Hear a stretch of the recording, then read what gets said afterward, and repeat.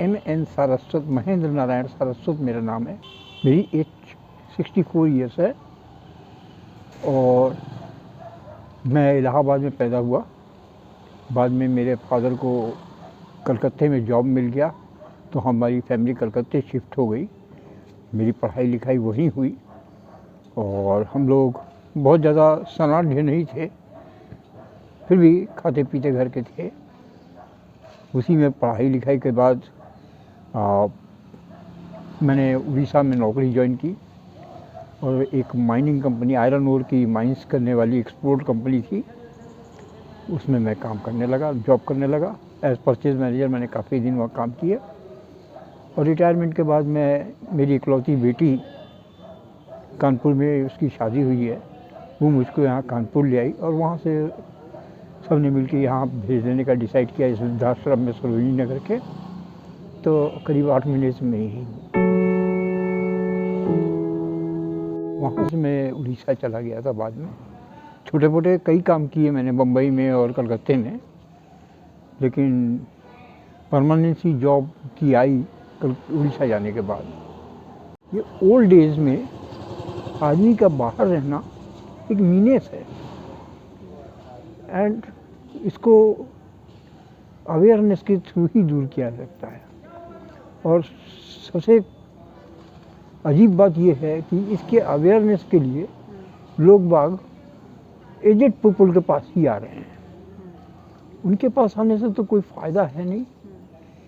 इसके अलावा, इसके बजाय बल्कि जो कम उम्र की लड़कियां हैं, स्कूल स्टूडेंट्स, अगर स्कूलों में जाकर, गर्ल्स स्कूलों में समझाया जाए या स्टूडेंट्स को जाके समझाया जाए, बॉयज़ स्टूडेंट्स को भी, तो इस समस्या का बहुत ज़्यादा समाधान हो सकता है, क्योंकि अवेयरनेस तो पक्की आएगी।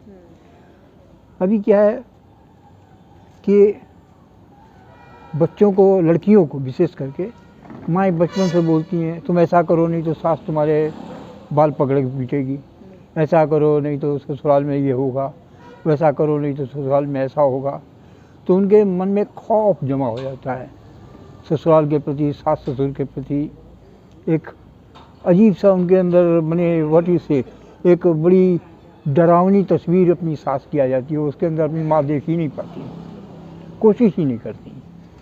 तो इन चीज़ों को दूर करने के लिए एक अवेयरनेस प्रोग्राम की बहुत ज़्यादा ज़रूरत है।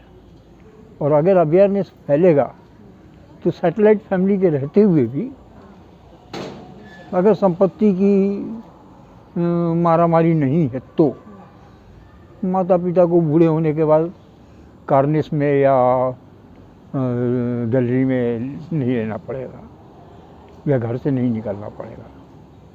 मतलब पहले ही उनको छोटी उम्र में इतनी अवेयरनेस हो जाए कि बाद में ऐसा डिसीजन।